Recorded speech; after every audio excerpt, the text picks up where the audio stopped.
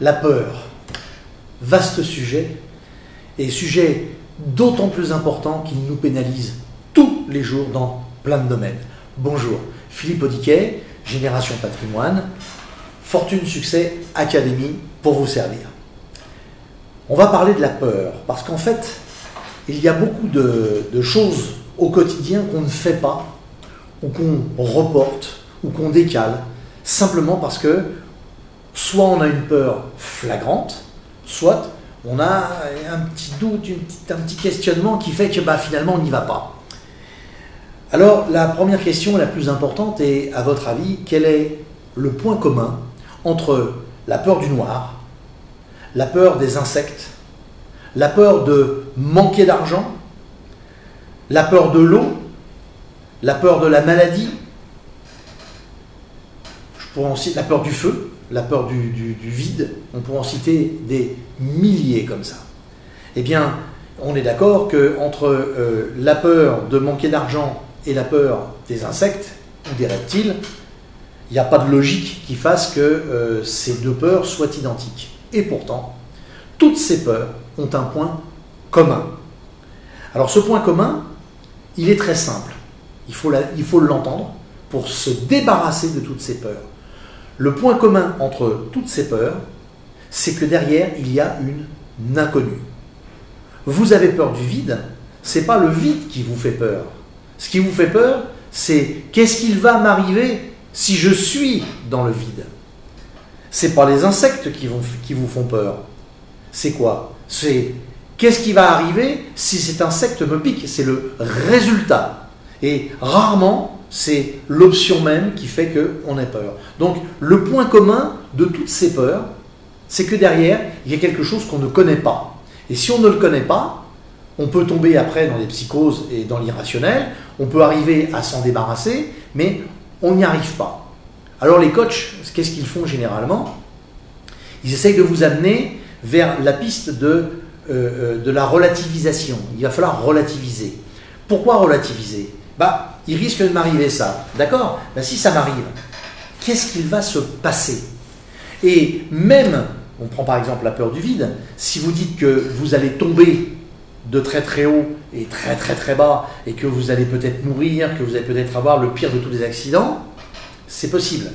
Mais à partir du moment où vous avez pris conscience, non pas de la peur, mais du résultat de cette émotion qui vous a envahi, à ce moment-là, et seulement à ce moment-là, vous êtes capable de relativiser, alors en totalité ou partiellement, peu importe, c'est un travail à faire sur soi, ça ne marchera pas du jour au lendemain, mais ça vous permettra de relativiser. Et ensuite, le fait d'avoir pris un petit peu de recul parce que vous avez tenté de transformer l'inconnu en connu ou partiellement connu, vous serez plus apte à prendre ou non le risque. Parce que qui dit peur dit systématiquement « je prends un risque ».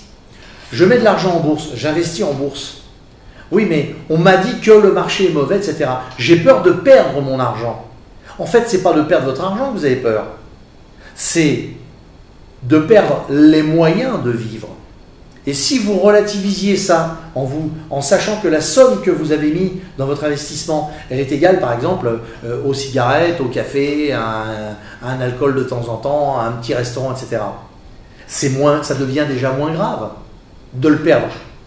Surtout si on peut le doubler, le tripler, voire le quadrupler et gagner. Mais oublions cet aspect-là, ce n'est pas celui-là qui est intéressant. Simplement, si j'ai peur de perdre et que je suis capable de dire si je perds, qu'est-ce qui va se passer? Ce n'est pas la somme d'argent que j'ai perdue qui m'inquiète, c'est le pouvoir d'achat que je vais avoir sur cet argent.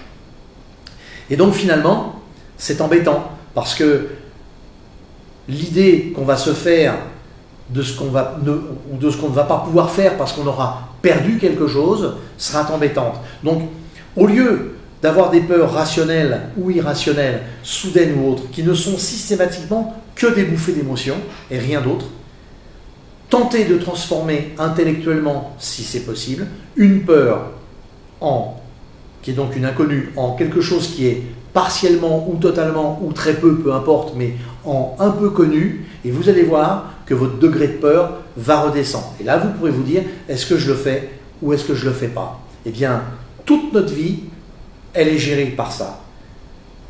La peur de rencontrer la bonne personne ou la mauvaise personne pour traverser la vie accompagnée d'une conjointe ou d'un conjoint. La peur d'être dans le mauvais boulot, dans le bon boulot. La peur d'être, et vous allez voir, c'est beaucoup plus classique. Alors, c'est pas une peur irraisonnée, j'ai pas peur parce que ça ne gêne pas, mais on n'est pas dans la bonne file dans un hypermarché, celle-là va plus vite. Eh bien, toutes ces petites craintes, toutes ces petites choses, la voiture, est-ce qu'elle va me faire une queue de poisson? Et la moto qui est derrière, est-ce qu'il va me doubler?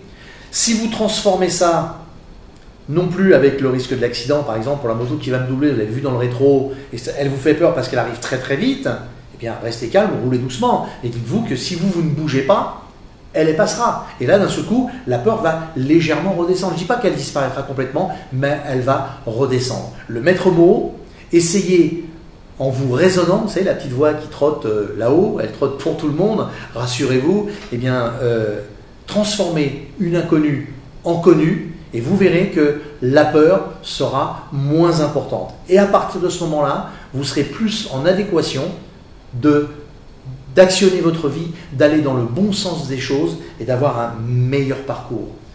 Croyez-moi, je ne dis pas qu'il faut tout le temps risquer, être casse-cou ne sert strictement à rien, mais si vous voulez progresser, de temps en temps, il faut prendre un risque. Et si vous devez prendre des risques, il faut les mesurer. Eh bien, les mesurer en transformant l'inconnu en connu, croyez-moi, vos peurs, elles vont redescendre considérablement. Je vous dis à bientôt. Afin de pouvoir continuer à monter en puissance, vous délivrer des informations concrètes, vous accompagner, j'ai véritablement besoin que vous preniez la peine de vous abonner. J'ai besoin que vous likiez, vous savez, le petit pouce en haut, et j'ai également véritablement besoin que vous partagiez sur vos réseaux. Merci.